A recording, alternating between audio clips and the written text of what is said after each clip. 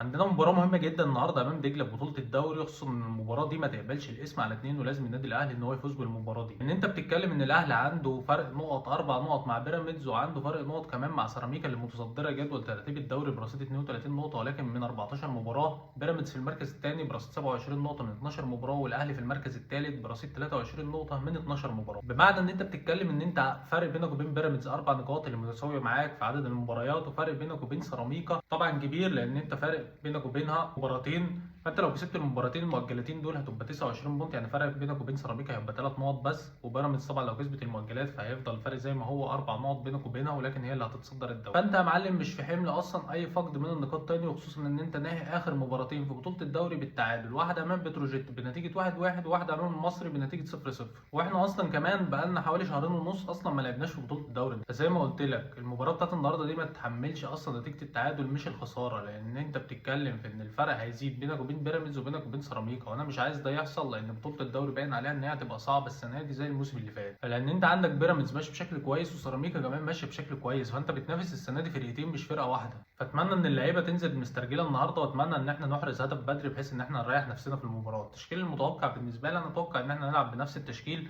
بتاع مباراه يانج افريكانز، ولكن مع اختلاف بعض العناصر. يعني ممكن اشوف النهارده جراديشار مثلا مكان مروان عثمان، ممكن اشوف بن شرقي النهارده يبدا اساسي، لان بن شرقي بصراحه في الجبهه اليمنى بيعمل شكل مميز جدا واحسن من زيزو مليون مره في الجبهه اليمنى، وخصوصا ان زيزو اصلا مستواه متراجع بشكل كبير في الفتره اللي فاتت. فهل ممكن بقى نشوف مثلا ديانج هو اللي يقعد دكه ونشوف زيزو في نص الملعب مثلا مع امام عاشور، لان انت بتلعب طبعا في بطوله الدوري فانت مش محتاج 2 6 في نص الملعب والكلام ده. فهنشوف تورب هيعمل ايه، اتمنى ان هو ينزل بتشكيل مناسب، اتمنى ان احنا نحسم المواجهه من بدري، ما ندخلش نفسنا في صعوبات في المباراه وان احنا مثلا نتاخر في احراز الهدف الاول والكلام ده، واتمنى ان المواجهه تطلع بمكسب طبعا النادي الاهلي، واشوفك على خير بعد المباراه.